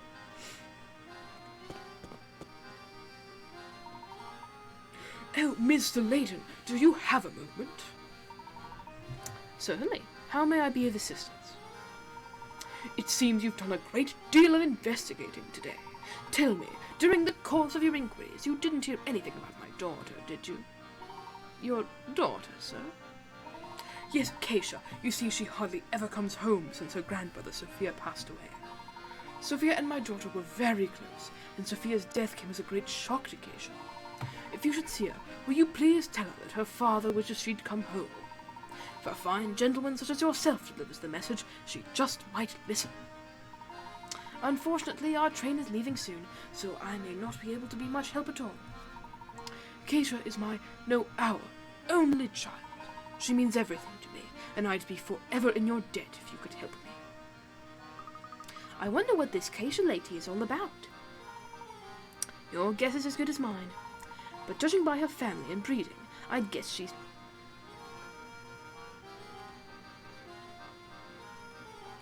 Don't be sexist. She's both beautiful and refined. Professor, get a hold of yourself.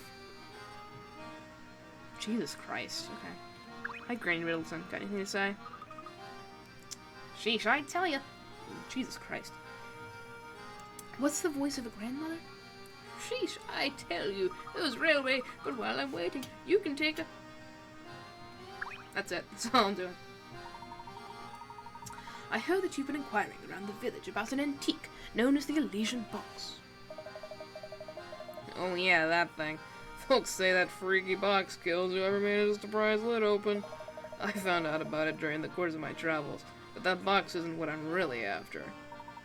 Well then, if I may be so bold as to ask, what are you looking for, sir? A phantom town that's nowhere to be found on any map. A place only the chosen may visit. The only way in, I hear, is on the Voluntary Express. That train and its many mysteries have been the subject of my research for years. From what I can tell, this artifact you're after, the Elysian Box, is also tied to that town. Wow, so when can we set out for it? How do we get there? Yeah, that's the detail I haven't pinned down yet. Maybe you whisper a word while on inside the train, and then whoosh! The track goes in a new direction. Anyhow, it's probably something like that. I'll just have to keep searching until I find a way in. Interesting. Thank you for your time. Professor, did you hear that? I think we finally got a new lead on the Elysian Box. It's a bit early to celebrate, but it looks like our journey on the Voluntary Express isn't over yet. All right, you two. Let's start making our way back to the station. Okay, Professor. Go here. Hey, Sammy. Yow, you got at least 30 puzzles under your belt. Nice going, bro. If you want a challenge worthy of a real rock star, give me a holler. I'm giving him a holler. How's that festival treating you, dudes? Pretty righteous, huh? The train isn't ready to move quite yet, so while you're waiting, I'll lay the sweet puzzle on you. Sammy's necklace. Yeah! Sammy has 8 chains with 7 links each. He wants to connect all these chains to make a totally awesome necklace with a single loop. The jeweler says you can open and close a single link for $2. As shown below, Sammy could open an end of each of the 8 chains to make one long necklace with a single loop. However, that would cost $16. The truth is, there's a cheaper way to get the same results. Using the cheapest method possible, how much will it cost to make Sammy's necklace? 8 chains, 7 links. He wants to connect all the chains. Make an awesome necklace. Okay. So you don't just do it end to end. You don't have to connect them end to end. the boobs. Sorry, I'm still thinking about them. You could connect them. What other ways could you connect them? I mean, you could connect them using chains that aren't in the middle, so you only have to connect it once, but that doesn't feel like it makes sense? Question mark? Single loop. Single loop. $16. Cheaper way, same results. Okay. How do you connect 7 chains to make a single loop? I love this illustration. I'm really thinking about it.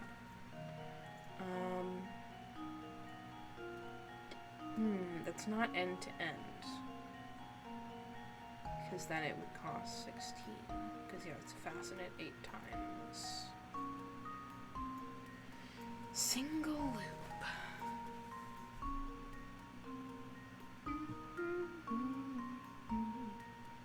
And they're already connected in this away.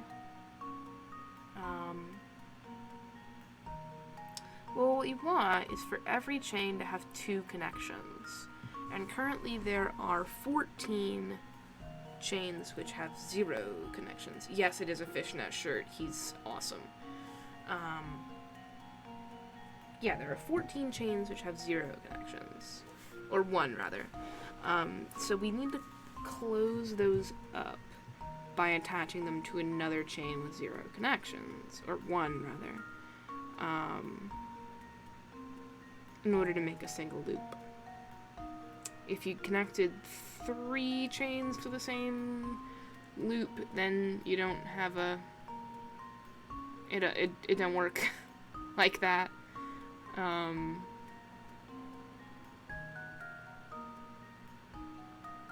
open and close. Open and close. Open and close a single link.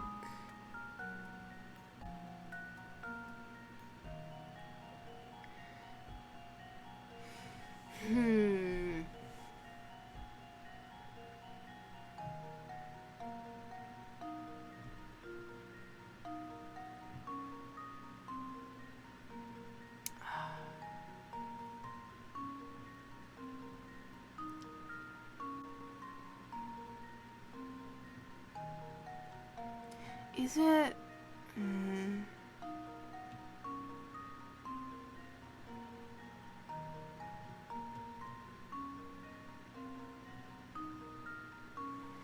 This one's troubling me. 1, 2, 3, 4, 5, 6, 7, 8, 9, 10, 11, 12, 13, 14, 15, 16. Lar. 8 chains, 7 links. Yeah, it's 8 chains. That's why I'm an idiot. Just because I thought it was 7 chains. Because it says 7 links each, which is important.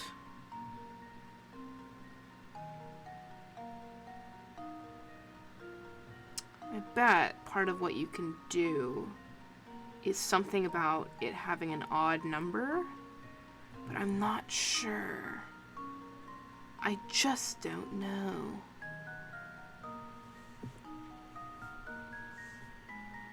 Because if you could, like...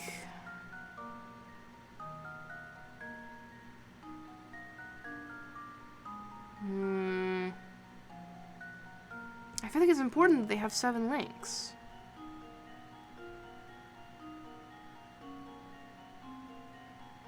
If you can open and close a single link for $2. Open and close a single link for $2.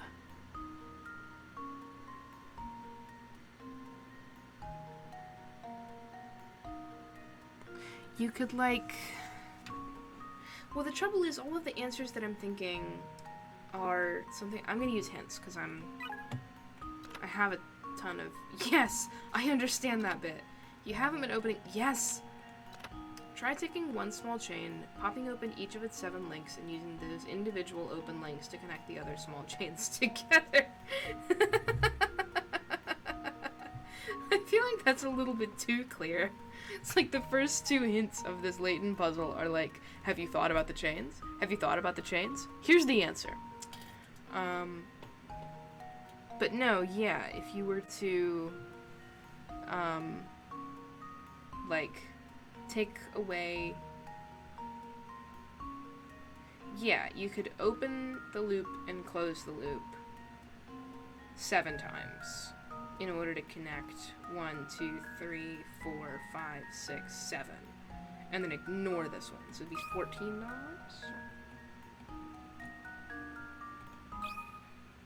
Consider this puzzle solved. You don't know anything. What was your thought? I want to know. A true gentleman leaves no puzzle unsolved. This is... You described this in the hint.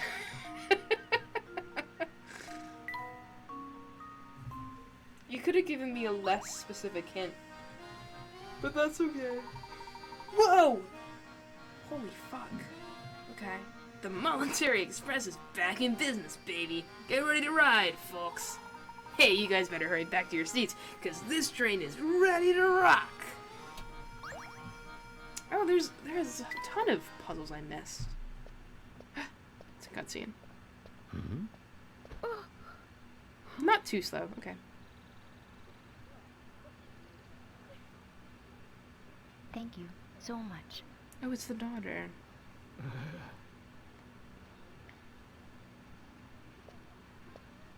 Hmm?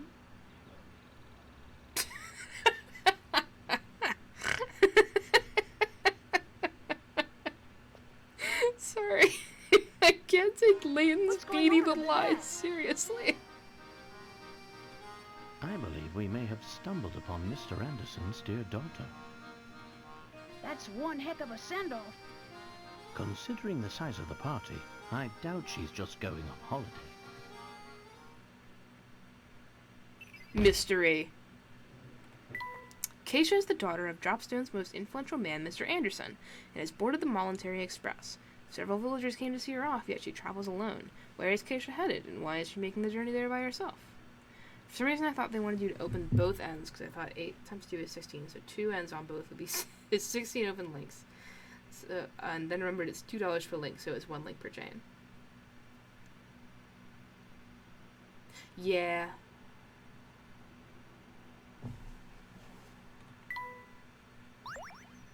It's time to save my progress. Thought it was 16 open links, not $16.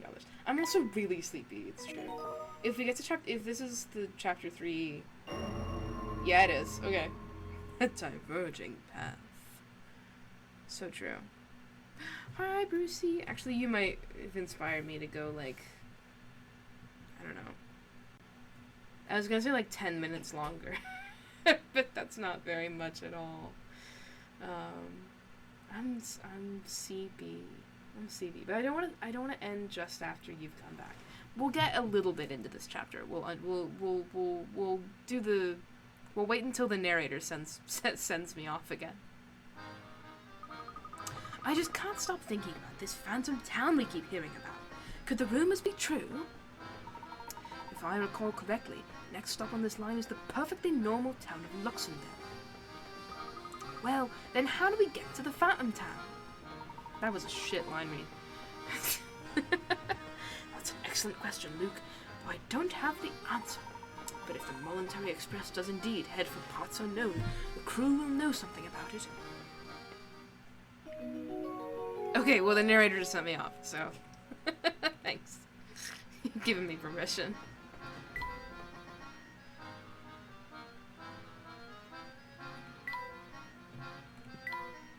So in summary,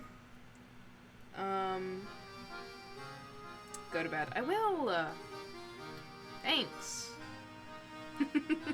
In summary, it's a shorter stream than usual. I started this one tired, because it's like, I may or may not stream next week, because it's finals week. And this week is pre-finals week, so I'm already, like, my obligations. But, we'll see how I feel. I may need the relaxation, TBH. And I would feel weird getting off schedule. Anyway, we explored more of Dropstone. We participated in the Livestock Festival. We learned about the fact that Dropstone does not want to hear shit about the Elysian box. We learned about Mr. Anderson's backstory and the fact that his mother died and his adoptive mother, Sophia, was looking for the Elysian box. We learned that his daughter is going away from home, and all the servants sent her off, but they were hiding it from Mr. Anderson. But Mr. Anderson seems to know more about that than he lets on. Instead of saying that, he says that she never comes home, which is a different expression than, she's preparing to leave. What else? I think that's about it. Oh, we learned about the mysterious town connected to another kind of curious village situation connected to the Elysian box, which is a town which appears on no map. But the Voluntary Express supposedly stops there. We still think Beluga, the owner of the Voluntary Express, probably has something to do with this whole mystery. And also, extremely concerningly, Bruce, I need you... bad things happened in Professor Layton and the Diabolical Box today, and I need beautiful women to comfort me. We were just hanging out in the crowd as we were, about to leave. We had just spoken to Mr. Anderson, and we saw the Livestock Festival, and Luke talked to cows, and it was a whole thing. Beautiful wolf, yeah. And then we were just walking through, and Layton and Luke and Flora were just hanging out, and he was saying, haha, look where you're going, make sure you don't get lost, my daughter, who is my daughter, and Flora was like, okay, and then we cut to her getting lost, and it's oh, where did the professor and Luke go, oh no, and then we see a PNG jump scare of big old hands coming out to grab Flora, and she's like, eek, and I'm like, oh god, oh god, oh god, oh god, and then she comes back like nothing happened. The next scene is her going haha, sorry I got lost. Anyway, I heard this rumor about someone who might know something about the thing you're looking for, and so I'm worried about my daughter. Again, I'm worried about my daughter, I'm worried about my, apprentice. I think I have COVID. I just want her to be okay. I don't want anything bad to happen to Flora. My heart can't take it. I'm worried that the sweet little girl who is hanging out with us now is not actually Flora, and she's been abducted by a rapscallion and a ne'er-do-well. Anyway, anything can happen in Curious Village. Oh, also, I officially proposed my theory that Barton, the deputy who follows Chumley around, is the secret villain of this one. Not the actual cause of all of the problems, but the guy, the dude. He's the secretly disguised. He's my man. He's my nemesis. I have reasons for this, but they're evident to me, anyway, and so I won't go into them. But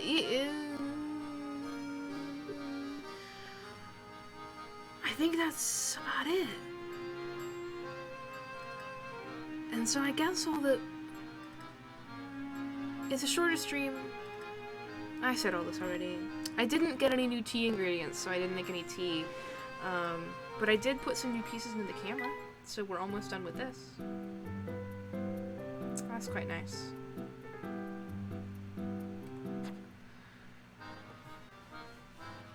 I fucked up one puzzle real bad.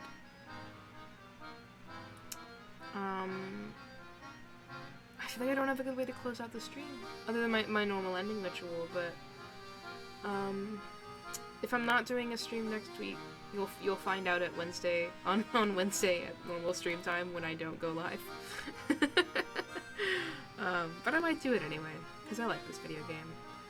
I've been playing a lot of other puzzle games lately, because I need enrichment, and so my joke at the beginning of the stream was going to be just like, what if instead of playing Professor Layton, today I just played Apica? And then I was like, no, I'm obligated by $1,000.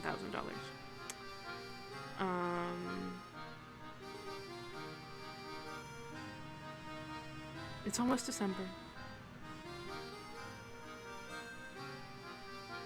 Are you ready? That's the only other question I have to ask, really.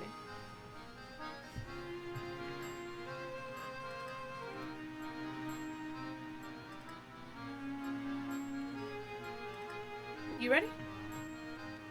Well, that's good. Because if you weren't ready... Oh, we also had to increase the don't be sexist counter by 2. One for saying women take longer to get ready, and one for speculating about Mr. Anderson's daughter being beautiful and coming from a good family, and so being incredibly beautiful and well-mannered. It's like, okay. Chill out. I'm ready. So I guess what that means is 3,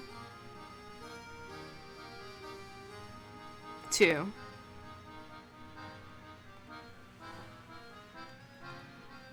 maybe even 1.